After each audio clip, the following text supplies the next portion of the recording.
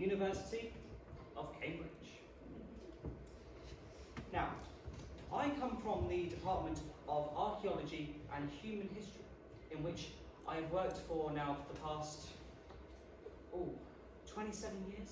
And I have to say, those 27 years have been remarkable, teaching young minds about the world of history, challenging them to go on to explore and discover.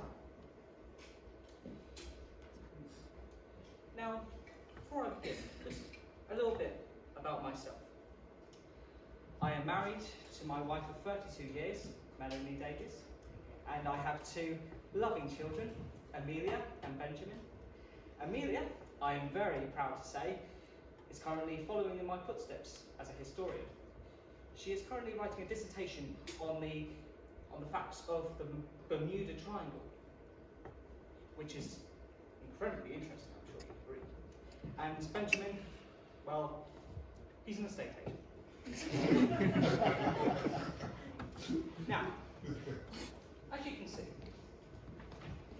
here is a picture of some Easter eggs. Now, you're probably thinking, oh, why exactly is this geezer having a picture of Easter eggs up on his first PowerPoint slide? Well, to tell you the truth, spring is coming up. In fact, spring is now.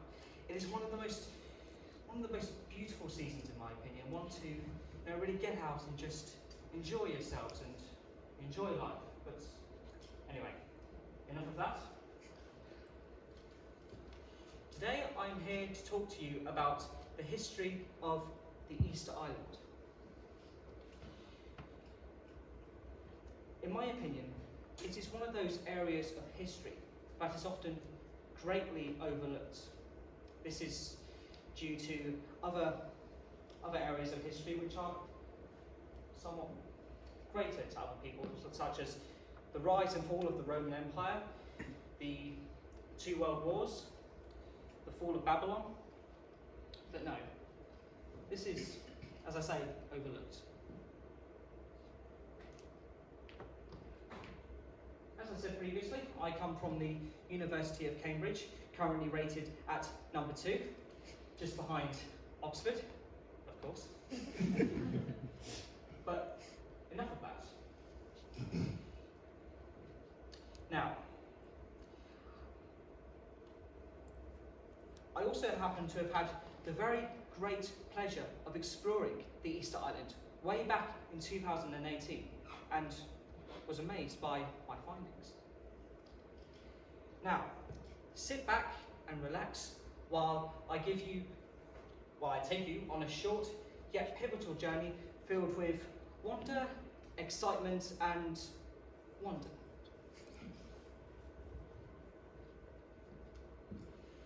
Now, I'm sure you recognise these grand figures. When people think of Easter Island, they often think of these large Maori heads that were once used for religious purposes. They have sparked interest from budding explorers and researchers, such as myself, Martin Davis. Well, so as I said, the background behind these figures just happens to be of religious insight. But in order to truly understand how these came to be, we have to go back to the beginning.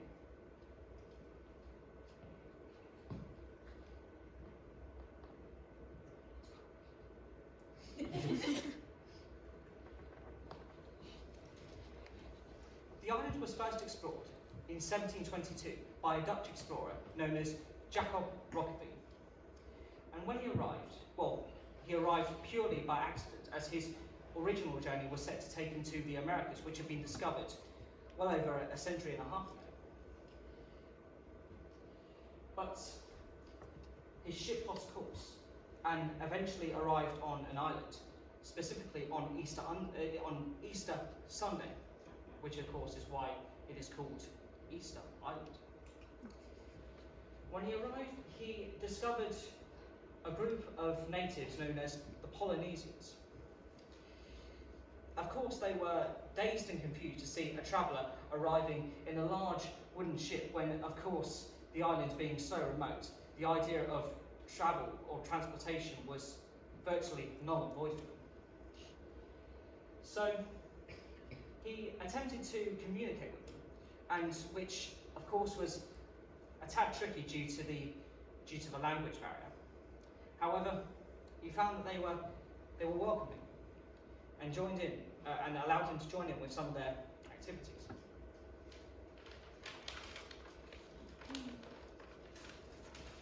Excuse me.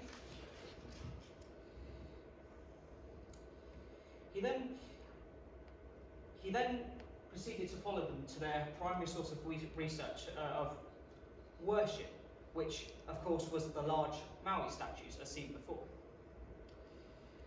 According to archives conjured from the Smithsonian Magazine and the Natural History Club, as well as the incredible website Britannica.com, which is of great resource and information.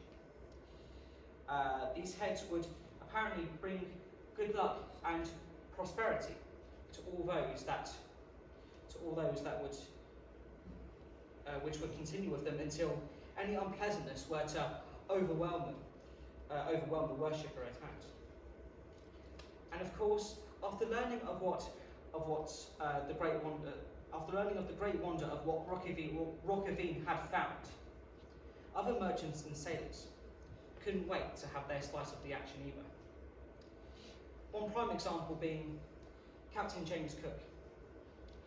When he arrived, unfortunately, he was too unwell to explore the island himself, so he asked his assistants to go out and explore instead. And one of their key first jobs was the idea of teaching them the basics of money. Now, of course, for the Polynesians, as well as many other regions of the world, money was a lot less, how would I say, far less modern than what we have today. They didn't have like tippity-tap or credit card. They simply had, just by means of weighing of harvesting, specifically harvesting the trees. They would cut down trees and sort of essentially store them for firewood and just keep them there for a long period, and eventually they actually decided to turn it into a family bonding ritual. Some of them would make fires, dance around the fires, and then, but as the years went on, approximately between 900 to 1400, about 300 years before Rockabine's discovery, they realised that they were vastly losing control of this harvesting. They realised that they were expanding so much that they were actually losing parts of their food source, and means of escape, means of departing was virtually impossible. So, and especially as you can imagine, for the cold winters ahead, it was not a pretty sight to see.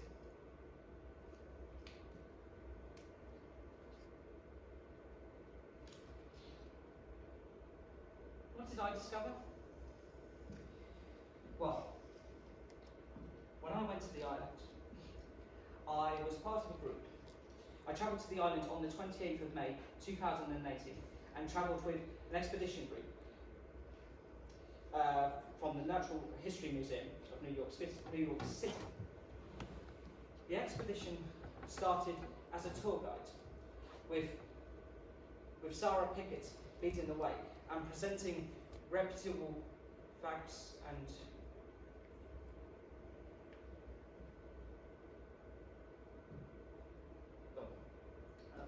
I'm sorry, I just lost my word. Wait a sec there. What did I discover? On the 28th of May 2018, I arrived on the island with the Natural History Museum expedition, with Sarah Pickett, who, by the way, you seem to have had an affair with, Professor.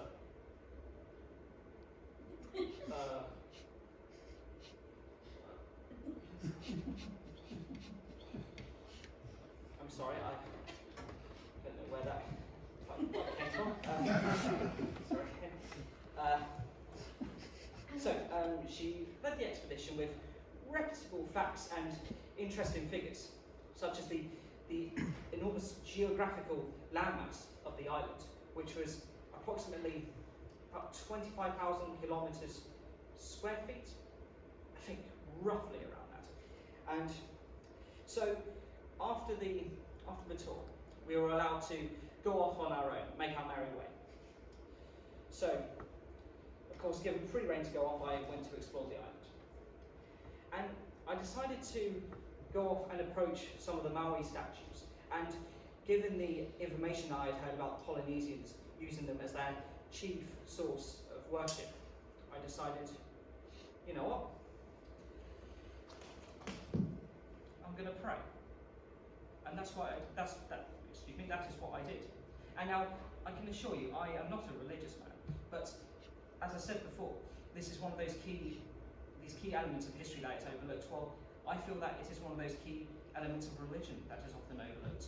We have Christianity, Judaism, Islam, the key religions, but this is one that is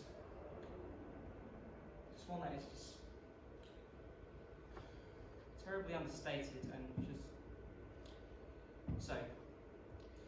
Anyway, I prayed, and then I discovered something rather unusual. Just a set between like the first two sets of Maui heads. There was this rock underneath the earth. It was soft and it was soft on the outside of the texture, but then I managed to sort of break in and I found that there was like this weird, mysterious silver-like substance, and thought, okay, that is strange. I have been studying archaeology at that time for well over 20 years, and I've never seen anything quite like that. So what did I do? I decided to bring it home with me. But you know, as I started to take it off the island, I just felt this weird sense that I wasn't alone in it. That I felt not so much comfort, but, well, perhaps maybe more reassurance.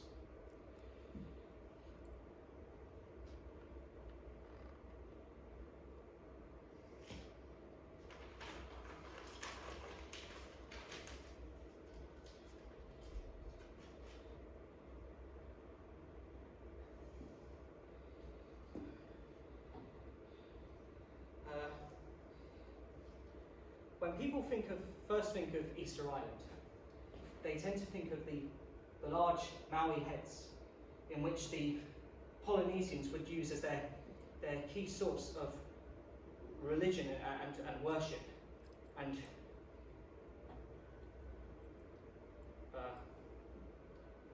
no, sorry, I've said that bit before. Haven't I? Did I say that before? Yeah.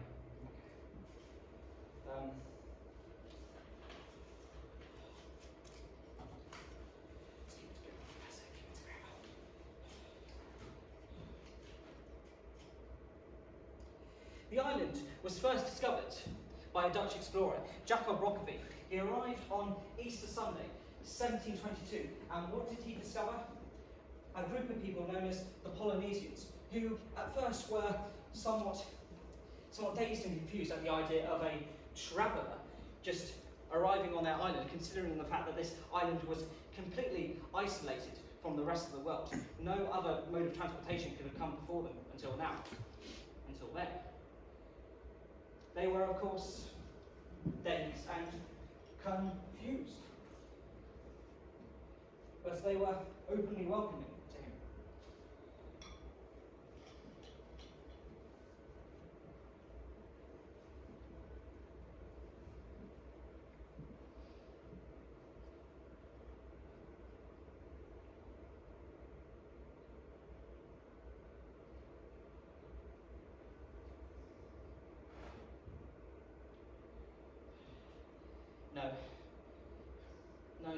It's too soon. It is never too soon, Professor. Yes, it is. It is too soon.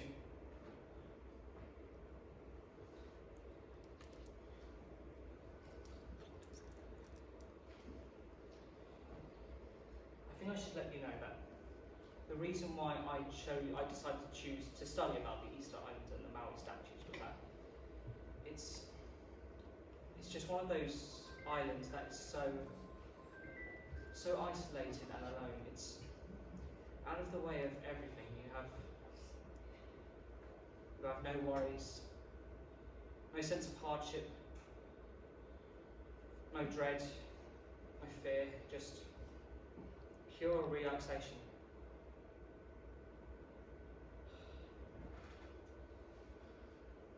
But that rock that I discovered,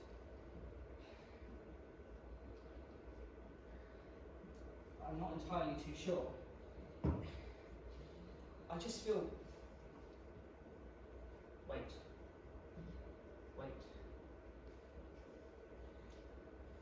The expedition. There were signs on the island. They said, "Do not, under any circumstances, please do not take anything off the island." Do you know? I used to think that it was just maybe like a health hazard or something similar to that, but the more I've realised, the more I think maybe it meant something else.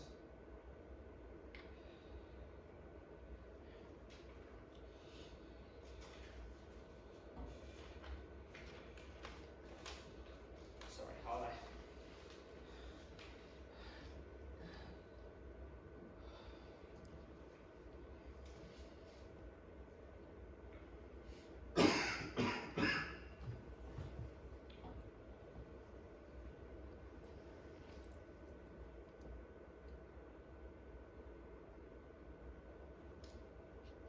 connection to climate change.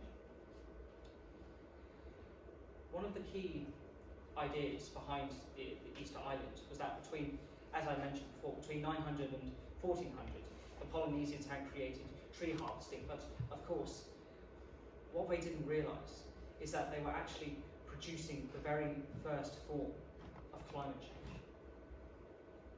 Of course, they didn't realise what they were doing. How could they? It was just a pure family bonding. But from the early 18th century, it formed a sort of rebirth. The introductions of factories, which would produce mass amounts of smoke into the air, which would just create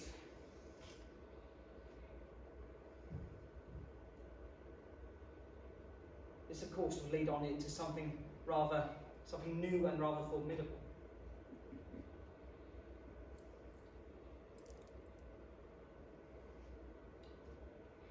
Now look, people, this presentation was fun and all, but now I just have to give you some hard facts. The world as we know it is changing beyond belief. As we speak, over the past 4 to 5 summers, the temperature has risen by approximately 1 degree by each year, for each summer, and but you know, with the greenhouse gases rising, we can change that. If we just work together as a race, as a human race, we can make changes which can just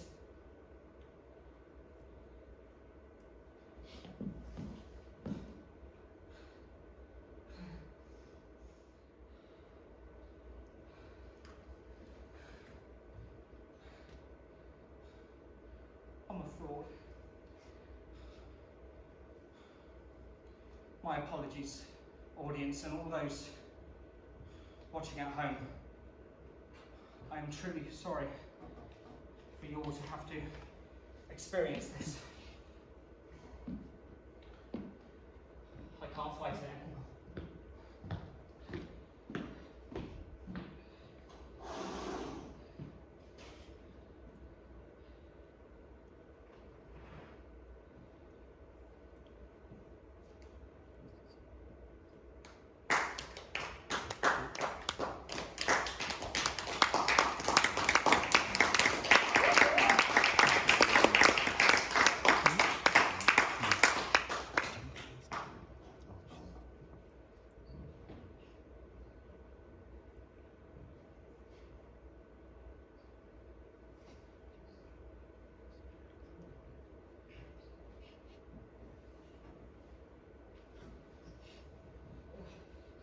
Someone help!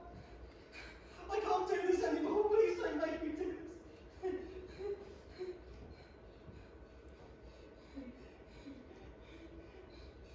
No, no, no, don't make me do this, please. Please, no, I can't. It's too hard. I can't. I'm a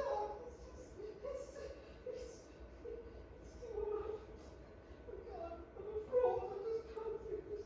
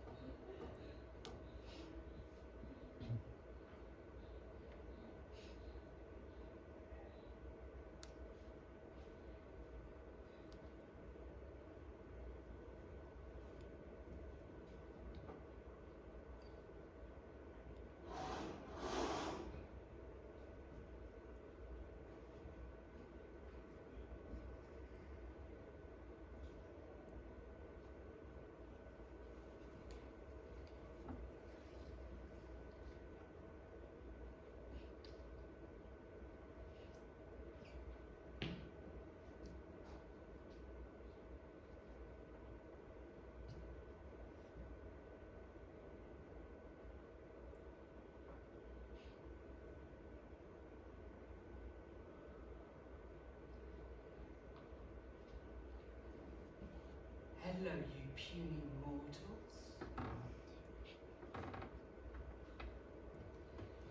You thought that silly little professor was the real star of the show. But no, it is me, the phantom, or the ghost of Rapa Nui. Thank you for at least pretending to listen. But I see inside your thoughts. I feel your emotions at this very point in time.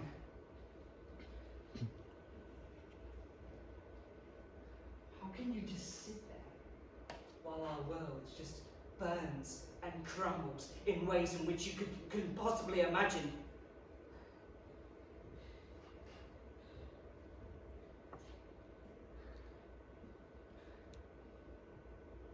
This world is slowly dying as we slowly speak. But you all treat it as just a minor inconvenience.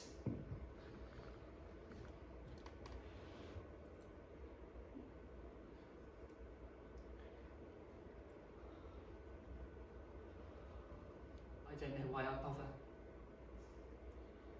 I really don't know why I bother.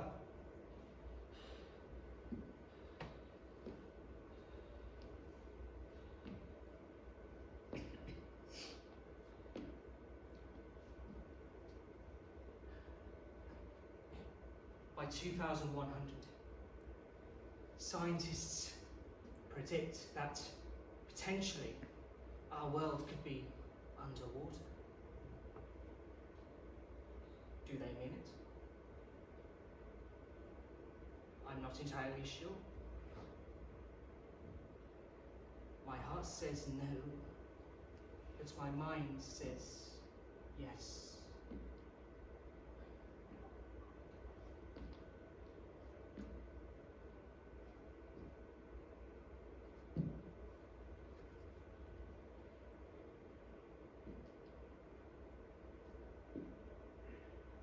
Heed my warning, mankind,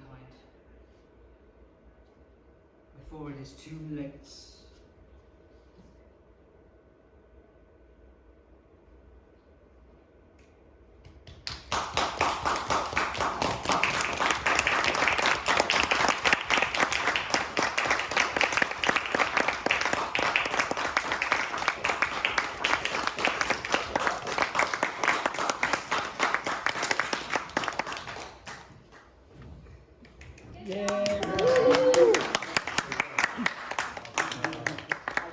I just thought I'd just apologise for that. Essentially, my